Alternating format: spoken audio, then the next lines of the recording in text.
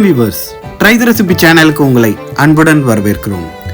இன்னைக்கு நாம பார்க்க போற ரெசிபி மூங் தால் ஆலு கறி. ஒரு சூப்பரான சைட் டிஷ் தான் இன்னைக்கு பார்க்க போறோம். வாங்க எப்படி செய்யறதுன்னு பார்க்கலாம். இங்க நான் ஒரு 200 கிராம் பச்சை பயிறு, அப்புறம் 2 உருளைக்கிழங்கு, இதை நான் குக்கரில் போட்டு ஒரு 3 விசில் போட்டு வேக வச்சு நான் தனியாக எடுத்து வச்சுருக்கேங்க. இப்போ ஒரு பேன் வச்சுக்கலாம். அதில் கொஞ்சம் ஆயில், அதில் ஒரே ஒரு பிரியாணி இலை, 1 ஸ்பூன் ஜீரகம், இதெல்லாம் போட்டுடலாம். 2 பச்சை மிளகாய் கீரி இதில் போட்டுங்க. ஒரு சூப்பரான ரெசிபி. இதை நீங்கள் சப்பாத்தி, ஏன் இட்லி, தோசை இது கூட நீங்கள் சேர்த்து சாப்பிட்லாம். அவ்வளோ டேஸ்ட்டாக இருக்கும். அப்புறம் இங்கே ஒரு 5 பல் பூண்டு நான் நீட்டாக வெட்டி வச்சுருக்கேன். அதை சேர்த்துக்கலாம். அதே மாதிரி இதில் பாதி அளவு இஞ்சி, அதையும் நான் நீட்டாக வெட்டி இதில் சேர்த்துக்கலாங்க. இதெல்லாம் நல்லா ரோஸ்ட் ஆனதும் இங்கே நான் ஒரு பெரிய சைஸில் ஒரு 1லேருந்து 1.5 வெங்காயம் நான் கட் பண்ணி வச்சுருக்கேன் பொடியாக. அதை நம்ம போட்டுட்டு நல்லா ரோஸ்ட் ஆகணும், நல்ல ப்ரௌன் கலரில் வரணும். அந்த அளவுக்கு நீங்கள் இதை வதக்கணுங்க.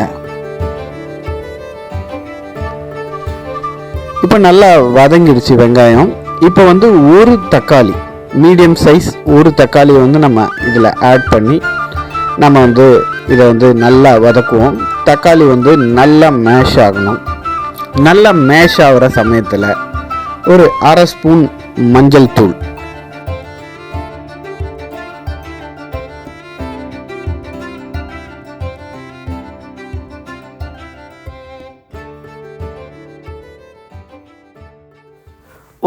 ஒரு ஸ்பூன் காஷ்மீரி சில்லி பவுடர்.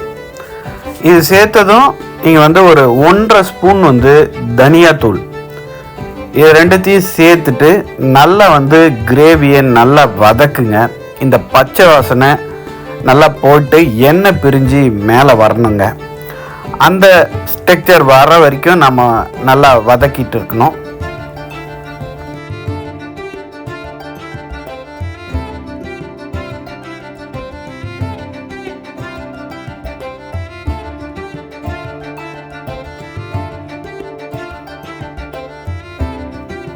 எண்ணெய் பிரிஞ்சு மேலே வந்துருச்சு. இந்த ஸ்டேஜில் இந்த டிஷ்ஷுக்கு தேவையான உப்பு, இந்த உப்பு போட்டுட்டு நம்ம வேக வச்சிருக்கிற அந்த பச்சை பயிறு இருக்கு இல்லைங்களா, அதை இதில் போட்டுருங்க. போட்டுட்டு திரும்பவும் ஒரு 2 நிமிஷம் இந்த மசாலாவோட இந்த பச்சை பயிரை சேர்ந்து கலந்து விட்டு கொதிக்க விடுங்க. இந்த பச்சை பயிறு போட்ட உடனே கொஞ்ச நேரத்திலே கிரேவி திக்காயிடுங்க. அதனால் இதை லைட்டாக லூஸ் பண்ணுறதுக்காக கொஞ்சமாக தண்ணி விட்டால் போதும். இதை தண்ணி ஊற்றி கொஞ்ச நேரம் இதை நம்ம கொதிக்க விடலாம். அப்புறம் நம்ம வேக வச்சிருக்கிற அந்த உருளைக்கிழங்கை மசிச்சோ இல்லை இந்த மாதிரி நான் போடுற மாதிரி கட் பண்ணியும் இதில் நீங்கள் சேர்த்துங்க. சேர்த்துட்டு இந்த உருளைக்கிழங்கையும் கொஞ்ச நேரம் இந்த கிரேவியில் கொதிக்க விடலாம். அப்புறம் ஒரு ஸ்பூன் அளவுக்கு கஸ்தூரி மேத்தி. இந்த கஸ்தூரி மேத்தி நல்ல ஒரு அரோமேட்டிக்கான ஒரு ஸ்மெல்லு கொடுக்கும். அதோட 1 ஸ்பூன் கீ, இது ரெண்டுத்தையும் போட்டுட்டு நல்லா கிளறி விடுங்க. ஃபைனலாக ஒரு 1/4 பஞ்ச் அளவுக்கு கொத்தமல்லி போட்டு எடுத்திங்கன்னா ஒரு சூப்பரான மூங் தால் ஆலு கறி ரெடி ஆயிடுச்சுங்க. இந்த ரெசிபியை நீங்கள் உங்கள் வீட்டில் ட்ரை பண்ணி பாருங்கள். ட்ரை த ரெசிபி.